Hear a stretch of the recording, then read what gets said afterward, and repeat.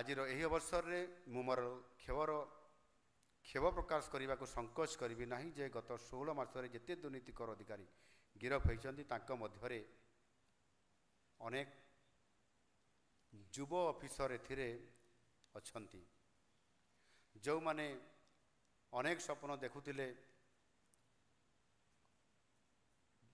ସରକାରୀ ଅଧିକାରୀ ହେବେ,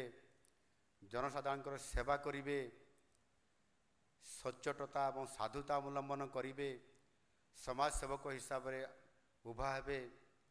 କିନ୍ତୁ ଆଜି ତାହା ପ୍ରତିଫଳିତ ହେବାରେ ବହୁତ କମ୍ ଦେଖାଯାଉଛି।